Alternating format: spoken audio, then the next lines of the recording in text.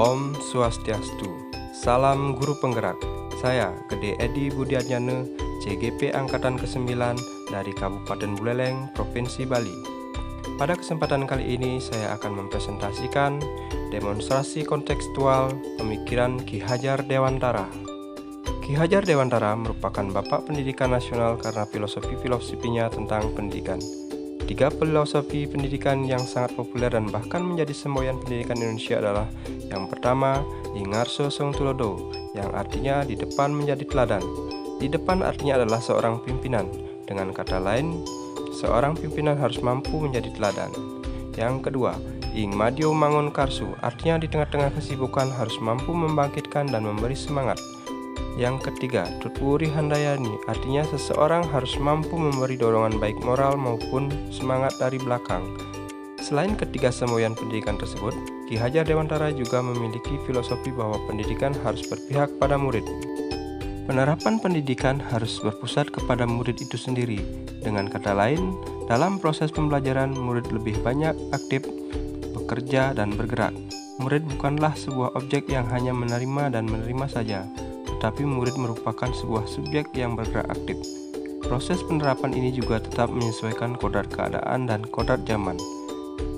Pendidikan yang berpihak pada murid merupakan pendidikan yang menitik beratkan peserta didik sebagai prioritas utama yang harus dilayani.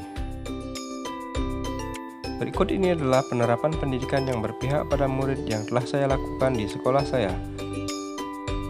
Yang pertama, guru sebagai fasilitator. Guru sebagai fasilitator bertugas memberikan kemudahan belajar kepada seluruh peserta didik agar mereka dapat belajar dalam suasana yang menyenangkan, gembira, penuh semangat, tidak cemas, dan berani mengemukakan pendapat secara terbuka.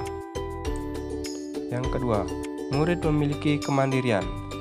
Dengan pendidikan yang berpusat kepada murid, maka murid akan menjadi sosok yang memiliki kemandirian. Murid mampu mencari dan menemukan pembelajaran yang diberikan oleh guru. Murid mampu memilih bagaimana harus mengembangkan pembelajaran tersebut.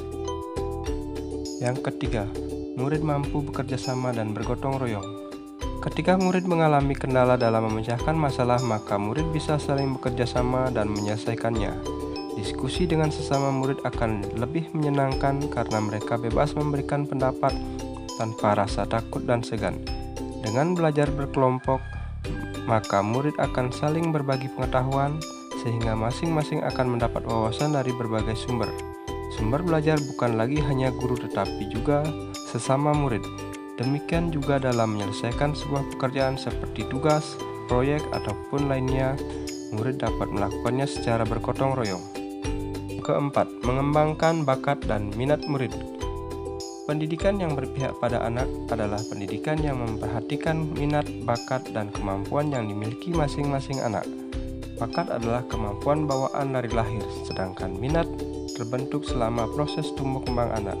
Bakat dan minat yang sudah dikembangkan di sekolah kami adalah ekstrakurikuler komputer dan ekstrakurikuler tari tradisional.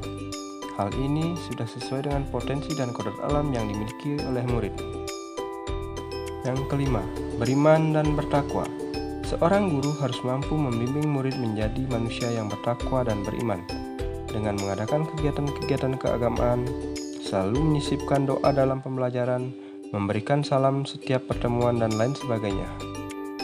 Yang keenam, jiwa nasionalisme. Guru harus menanamkan rasa nasionalisme terhadap murid melalui kegiatan kenegaraan seperti upacara bendera, pramuka, wawasan kebangsaan akan mampu menumbuh kembangkan rasa nasionalisme pada murid. Pembiasaan menyanyikan lagu-lagu kebangsaan, memperkenalkan budaya Indonesia, menggunakan karya Indonesia juga merupakan salah satu cara untuk meningkatkan rasa nasionalisme murid. Bahagia dan selamat.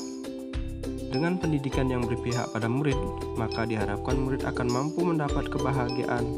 Murid tidak lagi merasa takut berada di lingkungan sekolah karena tuntutan tugas maupun pekerjaan yang tidak dipahami maupun dikuasai. Murid juga dapat selamat karena memiliki potensi dan keterampilan yang kuat. Murid memiliki budi pekerti yang baik dengan beriman dan bertakwa serta mengenal jati dirinya sendiri. Tantangan dan solusi dalam penerapan pendidikan yang berpihak pada murid. Tantangan yang pertama, kurangnya sikap disiplin murid dalam melaksanakan di hampir semua kegiatan. Yang kedua, masih banyak guru yang masih menerapkan pola dan kebiasaan lama dalam penerapan pendidikan.